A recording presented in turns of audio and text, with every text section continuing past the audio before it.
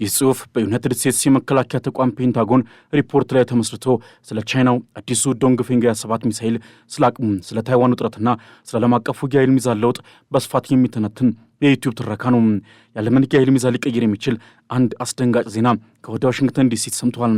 ለዓመታት ይመጣል፣ እየተሞከረ ነው፣ በንድፍ ደረጃ ላይ ነው ሲባል የነበረው የቻይናው እጅግ ዘመናዊ የጦር መሳሪያ አሁን በይፋ የጦር ሜዳ ላይ መሰለፉን የአሜሪካው መከላከያ መስሪያ ቤት ፔንታጎን በይፋ አረጋግጧል። ይህ መሳሪያ ተራ ሚሳኤል አይደለም። ይህ የራዳር ጌታዎችን የሚያታልል ፍጥነቱ ከድምፅ በብዙ ጥፍ የሚምዘገዘግና የአሜሪካን የፓሲፊክ የበላይነት ጥያቄ ውስጥ የሚከት ነው። ስሙ ደግሞ ዶንግፊንግ 27 ይባላል። እንደምን ሰነበታችሁ ውድ የኦርቢት ሚዲያ ቤተሰቦች፣ እስከ ዝግጅታችን ፍጻሜ ድረስ አብራችሁን ቆዩ። ቻናላችንን ሰብስክራይብ በማድረግ ቤተሰብ መሆኑን ማይርሱ።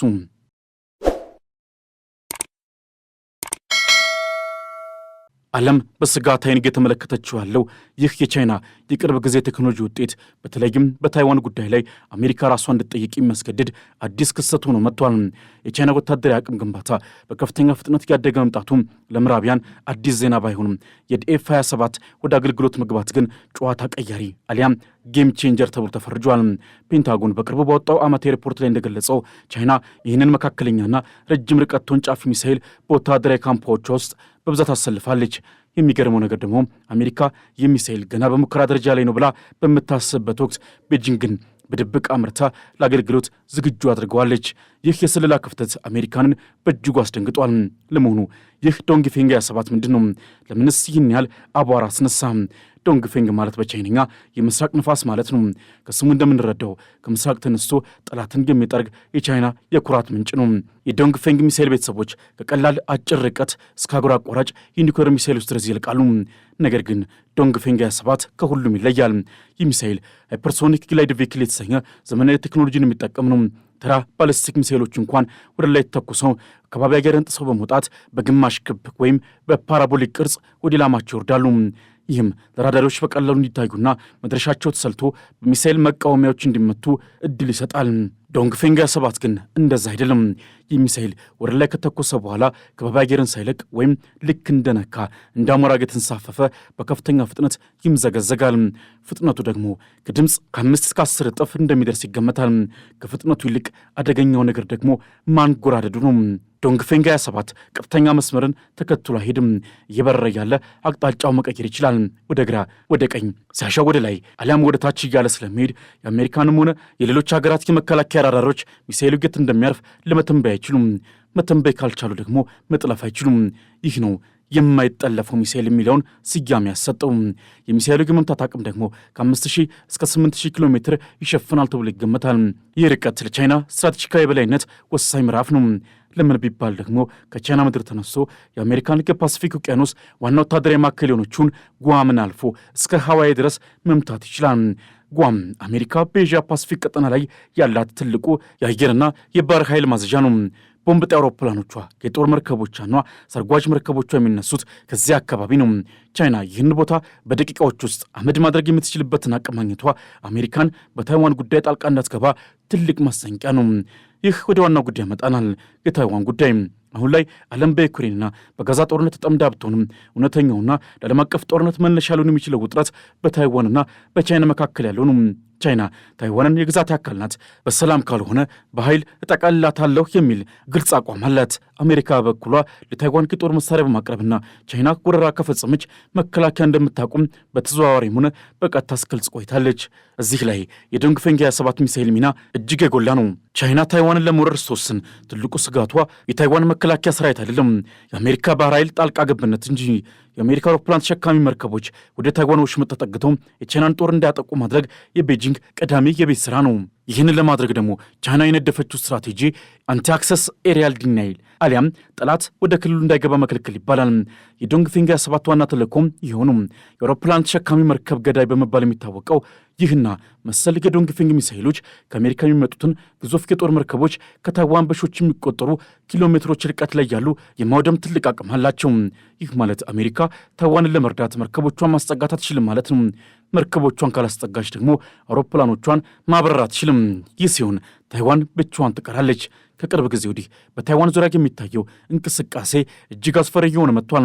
የቻይና የጦር አውሮፕላኖች በየቀኑ ማለት ይቻላል የታይዋንን የአየር ክልል መለያ መስመር እየጣሱ ይገባሉ። የቻይና የጦር መርከቦችም የታይዋንን ደሴት ከበው ልምምድ ያደርጋሉ። የዶንግፊንግ 27 መሰለፍ ለዚህ ከበባ አዲስ ጉልበት ሰጥቷል። ቀደም ሲል ቻይና አሜሪካንን ለመመከት የነበራት አቅም ውስን ነበር። አሁን ግን ይህ አዲሱ ሃይፐርሶኒክ ሚሳይል የአሜሪካን መርከቦች ከሃዋይ ጀምሮ ኢላማ መድረክ ስለሚችሉ ዋሽንግተን ማናቸውንም እንቅስቃሴ ከማድረጉ አስቀድሞ 2 ጊዜ እንድታስብ ያስገድዳታል። የፔንታጎን ሪፖርት እንደሚያመለክተው ቻይና ይህንን ሚሳይል ማሰለፏ ብቻ ሳይሆን እጅግ በተወሳሰበ የመገናኛና የሳተላይት ኔትወርክ እገዛ ኢላማ አነጣጥሮ ለመምታት ያላትን አቅም አሳድጋለች። በሚሳይሉ ራስ ላይ የተገጠመው ሴንሰር በባህር ላይ የሚንቀሳቀስን ኢላማ በከፍተኛ ፍጥነት እየበረረ ያለ መለየትና ተከታትሎ መምታት ይችላል። ይህ ቴክኖሎጂ ለረጅም ጊዜ የምዕራባውያን ብቻ ተደርጎ ይወሰድ ነበር። አሁን ግን ምስራቁ ዓለም በተሻለ ጥራት ይዞት መጥቷል። የዶንግፊንግ 27 መምጣት በታይዋን ሕዝብና መንግስት ላይ የፈጠረው ስነ ልቦናዊ ጫና ቀላል አይደለም። አሜሪካ ልትደርስልን አትችልም የሚለው ስጋት በታይዋን ውስጥ እንዲሰርጽ የቻይና ፕሮፓጋንዳ ማሽኖች ይህን ሚሳይል በስፋት እየተጠቀሙበት ነው። ሚሳይሉ ከታይዋን በተጨማሪ በጃፓንና በፊሊፒንስ የሚገኙ የአሜሪካ ጦር ሰፈሮችንም በቅጽበት ማውደም ይችላል። በተለይም ኦኪናዋ ላይ የሚገኘው የአሜሪካ ጦር ሰፈር ለዚህ ሚሳይል እጅግ ቅርብ ኢላማ ነው። ይህ የጦር መሳሪያ ውድድር የቀዝቃዛውን ጦርነት ያስታውሰናል። ነገር ግን አሁን ያለው ሁኔታ ከዚያም በላይ የተወሳሰበ ነው። ምክንያቱም ደግሞ ቴክኖሎጂው እጅግ ፈጣን ስለሆነ። አሜሪካ በበኩሏ የራሷን ሃይፐርሶኒክ ሚሳይሎች ለማልማት እየጣረች ቢሆንም በርካታ ወታደራዊ ተንታኞች እንደሚናገሩት በዚህ ዘርፍ ቻይና ቀድማ መሄድ ጀምራለች። ፔንታጎን ቻይና እጅግ ያልተለመደና አደገኛ አቅም ገንብታለች ሲል የገለጸው ያለ ምክንያት አይደለም። የዶንግፊንግ 27ን አደገኛነት የሚጨምረው ሌላኛው ጉዳይ ደግሞ ተራግ የሚፈነዳ የጦር ራስ ወይም ኮንቬንሽናል ዋርሄድ ብቻ ሳይሆን የኒኩሌርን ጦር ራስንም መሸከም መቻሉ ነው። ይህም ጦርነቱ ከተነሳ ወደ ኒኩሌር ጦርነት ሊያደግ የሚችልበትን ዕድል በእጅጉ ያሰፋዋል። ወደ ታይዋን ስንመለስ የቻይናው ፕሬዚዳንት ጂንፒንግ ለጦር ሰራዊታቸው ለጦርነት ዝግጁ ሁኑ የሚል ትዕዛዝ ደጋግሞ ሲሰጡ ይሰማሉ። የዶንግፊንግ 27 መሰማራት የዚህ ዝግጅት አንዱ አካል ነው። ሚሳይሉ ታይዋንን በቀጥታ ለመምታት ላይውል ይችላል። ምክንያቱም ለታይዋን በጣም ቅርብ ስለሆነች አጭር ርቀት ሚሳይሎች በቂ በመሆናቸው። ነገር ግን ሚሳይሉ የታይዋንን ጠባቂዎች ማራቅ ደሴቷን ለብቻዋ እንድትቀር ያደርጋታል። ይህ ደግሞ ያለ ጦርነት የማሸነፍ ስልት አካል ነው። ታይዋን ብቻዋን እንደሆነ ከተሰማት ለአሜሪካ ያላት እምነት ከተሸረሸረ የቻይናን የበላይነት በሰላም ለመቀበል ልትገደል ትችላለች የሚል ስሌት በቤጂንግ በኩል አለ። የዚህ ሚሳይል ሌላው አስገራሚ ገጽታ ደግሞ ዱዋል ዩዝ ወይም ለሁለት ጥቅም መዋሉ ነው። ይኸውም ኒኩሌርና መደበኛ ቦምብ የሚሸከም አቅሙ ነው። ጠላት ወደ እሱ እየተኮሰ ያለው ሚሳይል የኒኩሌር ይሁን የመደበኛ ቦምብ መለየት ስለማይችል የሚወስደው ገጸፋ እርምጃም የከፋ ሊሆን ይችላል። ይህ የስሌት ስህተት ወይም ሚስካልኩሌሽን ስጋትን ይፈጥራል። አሜሪካ ወደ ጓም እየመጣ ያለው ዶንግፊንግ ኒኩሌር ነው ብላ ከጠረጠረች በኒኩሌር መልስ ልትሰጥ ትችላለች። በቴክኒካዊ ዝርዝር ስንመለከተው ዶንግፊንግ 27 የተገነባው ከቀደሙት ዶንግፊንግ 17 እና ዶንግፊንግ 26 ሞዴሎች ልምድ በመውሰድ ነው። ዶንግፊንግ 21ዲ የመርከብ ገዳይ በመባል ይታወቅ ነበር። ዶንግፊንግ 26 ደግሞ የጓም ገዳይ ተብሎ ይጠራ ነበር።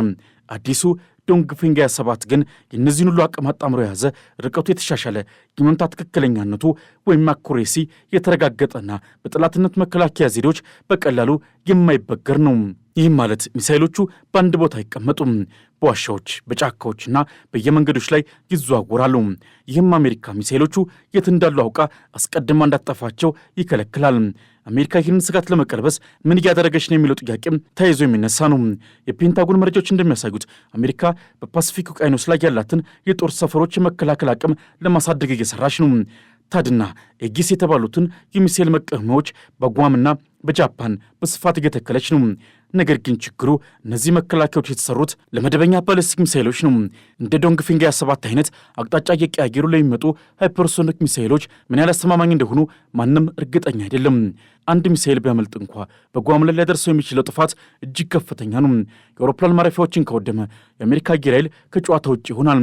ይህ ሁሉ ሲደማመር የዶንግፊንግ 27 ወደ ሜዳ መግባት በኢንዶ ፓሲፊክ ቀጠና ያለውን የጂኦፖለቲካ ትኩሳት አጋግሎታል። ቻይና በቴክኖሎጂ አቅሟ አሜሪካን እየደረሰችባት ብቻ ሳይሆን በአንዳንድ ወሳኝ ዘርፎች እየቀደመቻት መሆኑን ይህ ክስተት አመላካች ነው።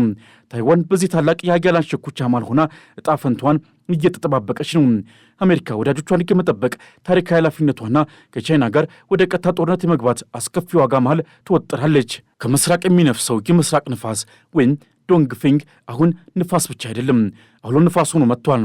ይህ ሚሳኤል በወረቀት ላይ የነበረ ማስፈራሪያ ብቻ ሳይሆን በተጨባጭ መሬት ላይ ያለ በማንኛውም ሰከንድ ሊተኮስ የሚችል እውነታ ነው። ዓለም በጉጉትና በስጋት የሚጠብቀው ነገር ቢኖር ይህ የቻይና የአካባቢ ክልከላ ስትራቴጂ የአሜሪካን የባህር ኃይል ከታይዋን ጋር ይቀዋል ወይስ አሜሪካ አዲስ መከላከያ ፈጥራ የቻይናን ዕቅድ ተከሽፈዋለች የሚለው ነው። ያም ሆነ ይህ የዶንግፊንግ 27 መምጣት የዘመናዊ ጦርነትን ታሪክ አዲስ ምዕራፍ ላይ ከቶታል።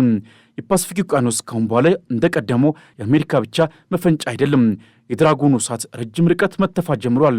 በመጨረሻም ይህ የቻይና እርምጃ በጎረቤት ሀገራት ላይም የራሱ የሆነ ትልቅ ተጽዕኖ አለው። ጃፓን፣ ደቡብ ኮሪያና አውስትራሊያ የራሳቸውን የመከላከያ አቅም ለመገንባት እንዲገደዱ እያደረገ ነው። የጦር መሳሪያዎች ቅድም ደግሞ በእስያ ቀጠና ከዚህ በፊት ታይቶ ወደማይታወቅ ደረጃ ላይ ደርሷል። የዶንግፊንግ 27 ሚሳኤል ታሪክ የቴክኖሎጂ የፖለቲካና የወታደራዊ ስትራቴጂ ድብልቅ ውጤት ነው። ይህ መሳሪያ ጦርነቱን ለማስቀረት ይረዳል ወይስ ጦርነትን ያቀጣጥላል የሚለው ጥያቄ የጊዜ ጉዳይ ነው። ነገር ግን አንድ ነገር እርግጠኛ መሆን ይቻላል። የታይዋን ጉዳይ ከመቼውም ጊዜ በላይ አሳሳቢና ፈንጂ ደረጃ ላይ ደርሷል። ፔንታጎን ስጋቱን የገለጸው ይህንን እውነታ ከማንም በላይ ጠንቅቆ ስለተረዳ ነው። የዓለም ሰላም በዚህ ርቀት ተወንጫፊ ሚሳኤል ጫፍ ላይ ተንጠልጥሏል ሊባል ይችላል። ለዛሬ ያዘጋጅንላችሁ ሰፊ ትንታኔ ይህን ይመስላል። ሐሳብ አስተያየታችሁን እንደተለመደው ከታች ባለው የአስተያየት መስጫ ቦታ ላይ ያስቀምጡልን። ቻናላችንን ሰብስክራይብ በማድረግ የደወል ምልክቱን መጫን አይርሱ። በሚቀጥለው ጊዜ እስክንገናኝ ድረስ ሰናይ ጊዜ ይሁንላችሁ።